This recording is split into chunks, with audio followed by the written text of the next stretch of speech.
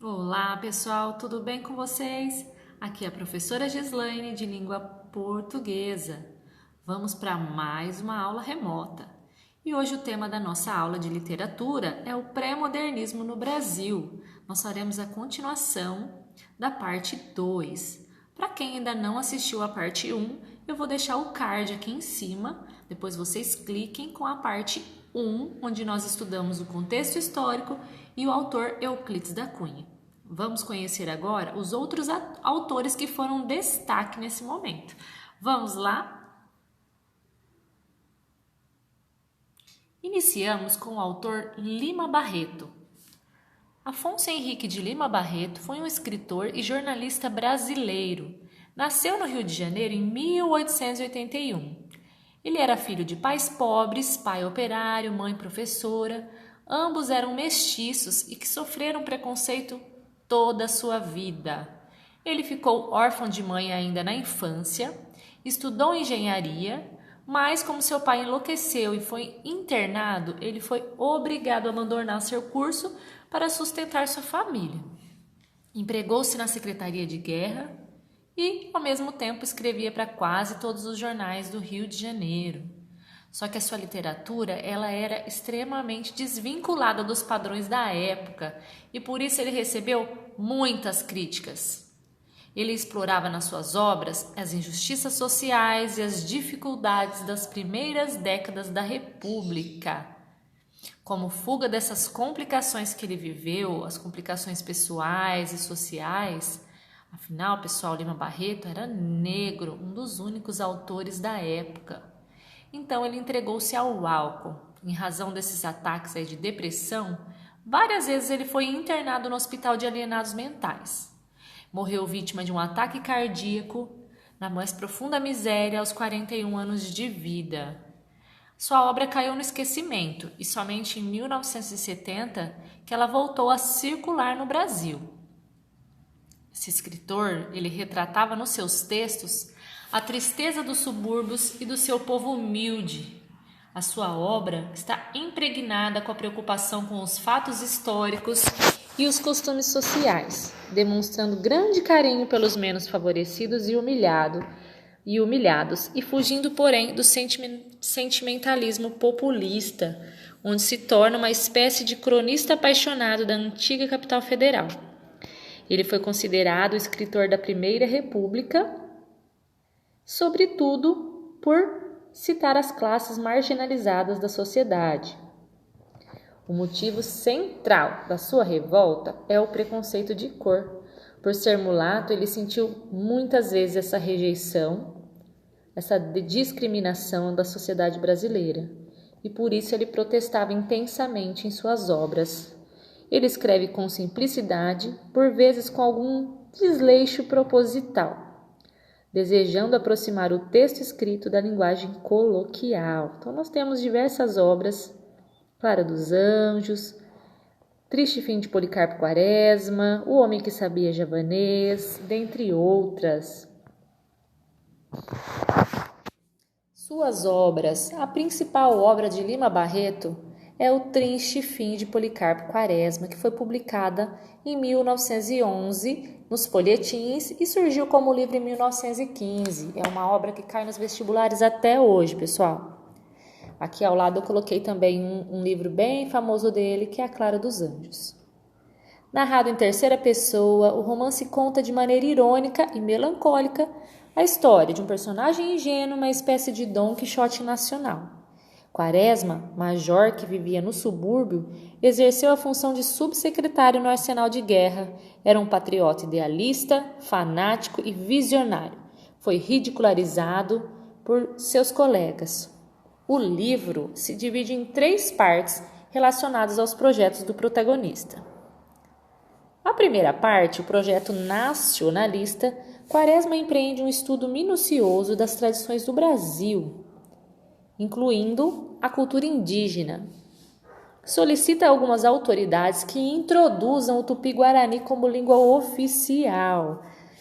Bom, é claro que ele ficou conhecido como louco por causa disso, tá? E acabou sendo internado no hospício.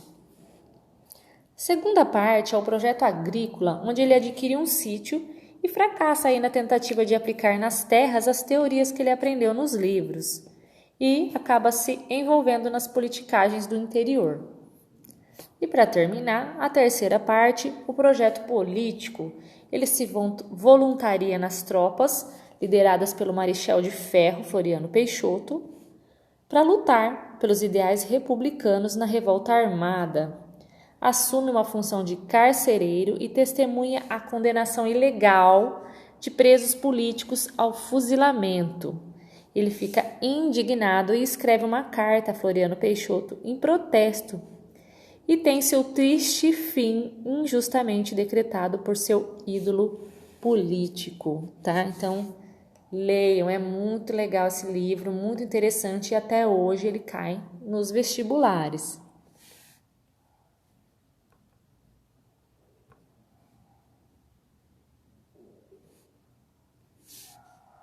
Aqui nós temos um trecho, Clara dos Anjos. Na rua, Clara pensou em tudo aquilo, naquela dolorosa cena que tinha presenciado e no vexame que sofrera. Agora é que tinha noção exata da sua situação na sociedade. Fora preciso ser ofendida irremediavelmente nos seus melindres de solteira, ouvir os desaforos da mãe e do seu algoz, para se convencer de que ela não era uma moça como as outras. Era muito menos no conceito de todos.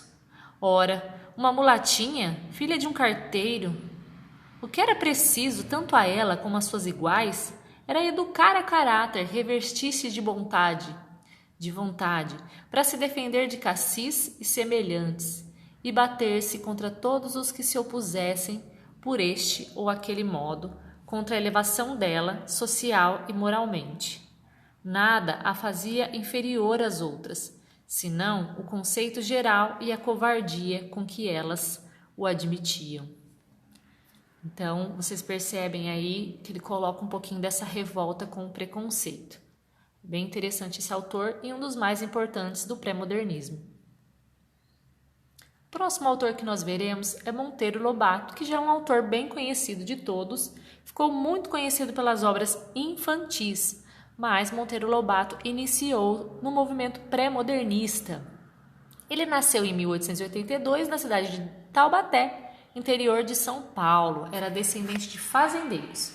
Formou-se na Academia de Direito em 1904 e, após 3 anos, foi nomeado promotor em Areias, a cidade do interior do estado. Aos 29 anos, herdou uma fazenda do seu avô e decidiu administrá-la. A experiência não foi bem sucedida. No entanto, seus artigos publicados no estado de São Paulo lhe garantiram prestígio.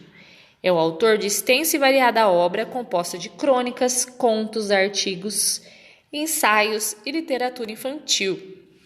Monteiro Lobato defendia as riquezas naturais do país, como o ferro e o petróleo. Chegou a enviar uma carta com críticas a Getúlio Vargas e foi preso. A luta pelo petróleo o deixou doente, o que resultou num derrame fatal em 1948. Suas obras, pessoal. Em 1917, ele atacou de forma violenta a arte moderna, em razão da exposição da Anita Malfatti, através de um artigo célebre, Paranoia ou Mistificação, onde mostrava desconhecer a pintura de vanguarda. Tal artigo causou uma polêmica e desconforto, ocasionando imediata reação nos círculos de jovens que desejavam a renovação estética em São Paulo, afastando-os de Monteiro Lobato. Fundou em 1917 a Companhia Editorial Monteiro Lobato, que revolucionou a área, vendendo livros em armazéns, bodegas e mercearias por todo o país. Ele é considerado um dos editores pioneiros a ilustrar e colorir as capas dos livros. Em sua obra Urupês, publicada em 1918, Lobato retrata a região do Vale do Paraíba e suas decadentes fazendas de café. Ele analisa e descreve o caipira. Autor do Sítio do Pica-Pau Amarelo, foi criador de personagens como Visconde de Sabugosa, Cuca, a Boneca Emília, Saci Pererê, Rabicó, entre outros. A figura do Jeca Tatu, personagem do livro de contos como um caipira indolente, foi utilizada como símbolo das questões sociais brasileiras por Rui Barbosa em sua campanha presidencial, transformando o livro de Monteiro Lobato em grande sucesso. Sua contribuição para o período pré-modernista se fez em várias obras, entre elas Cidades Mortas, na quais denunciou o cotidiano das cidades cafeeiras de São Paulo, a decadência econômica e o comportamento das pessoas. É autor também de A Menina do Narizinho Arrebitado, Urupês, Problema Vital, O Garimpeiro do Rio das Garças, O Macaco que se Fez Homem, entre outros. Aqui nós temos um trechinho do Jeca Tatu. Jeca Tatu era um pobre caboclo que morava no mato, numa casinha de sapé.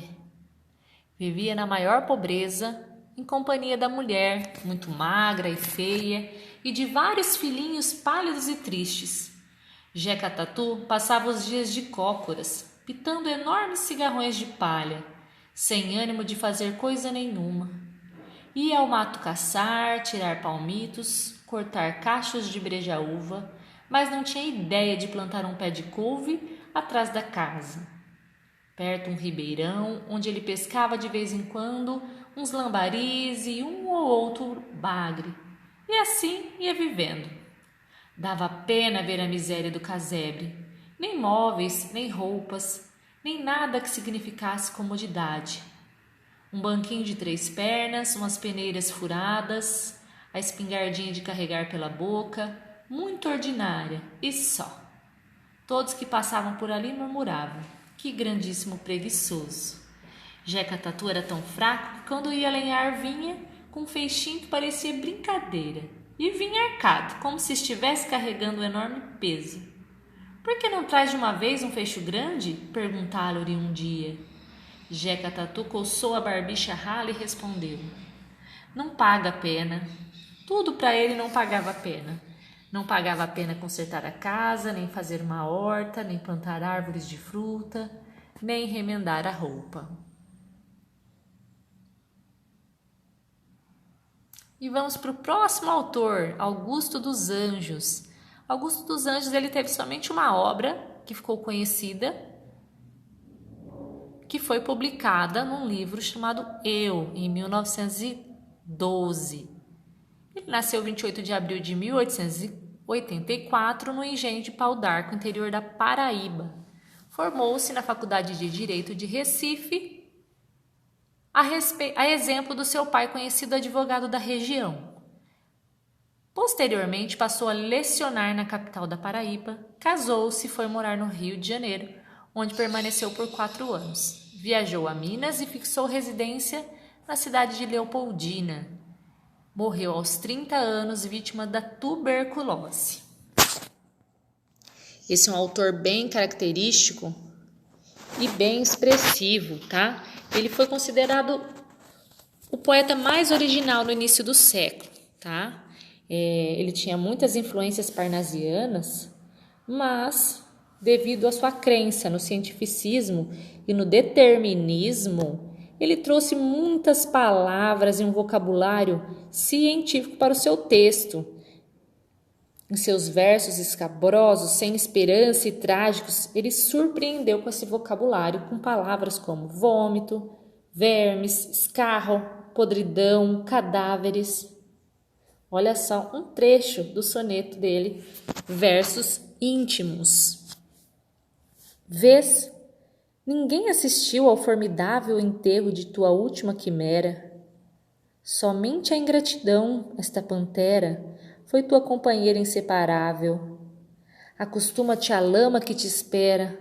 O homem que nessa terra miserável mora entre feras sente inevitável necessidade de também ser fera. Toma um fósforo, acende teu cigarro. O beijo amigo é a véspera do escarro. A mão que afaga é a mesma que apedreja. Se a alguém causa ainda pena a tua chaga, apedreja essa mão vil que te afaga, escarra nessa boca que te beija. Quem nunca ouviu, hein? Essa expressão, a mão que afaga é a mesma que apedreja. Então vocês já sabem aí que vem desse verso do Augusto dos Anjos. E para finalizar, Graça Aranha, que não ficou tão conhecido assim, mas foi um escritor considerado pré-modernista também, sendo um dos organizadores da Semana de Arte Moderna de 22. Devido aos cargos que ele ocupou na diplomacia brasileira, ele esteve a par dos movimentos vanguardistas, então rompendo com a Academia Brasileira de Letras em 1924. Canaã, que foi o seu livro, publicado em 1902, aborda a imigração alemã no estado do Espírito Santo por intermédio de conflito entre dois personagens principais, Mikau e Lentz, que representam diferentes linhas filosóficas. Temas como opressão feminina, imperialismo germânico, militarismo, corrupção dos administradores públicos, ostracismo, conflito de adaptação à nova terra, são tratados nesse romance. E aqui a gente tem um trecho do livro Canaã. A dor é boa, porque faz despertar em nós uma consciência perdida. A dor é bela, porque une os homens. É a liga intensa da solidariedade universal. A dor é fecunda, porque é a fonte do nosso desenvolvimento, a perene criadora da poesia, a força da arte. A dor é religiosa, porque nos aperfeiçoa e nos explica a nossa fraqueza nativa. Tristeza, tu me fazes ir até o fundo das remotas raízes do meu espírito. Por ti compreendo a agonia da vida. Por ti, que és o guia do sofrimento humano. Por ti faço da dor universal a minha própria dor.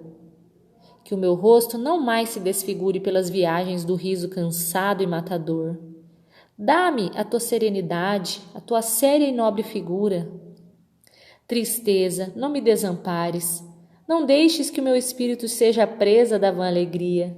Curva-te sobre mim, envolva-me com o teu véu protetor. Conduz-me, ó benfazeja, aos outros homens. Tristeza salutar, melancolia. Bom, pessoal, eu espero que vocês tenham gostado. Estudem bem o assunto. Depois curtam. Se inscrevam no canal e não deixem de realizar os exercícios no Google Forms, no nosso aplicativo Google Classroom. Aguardo vocês até a próxima aula.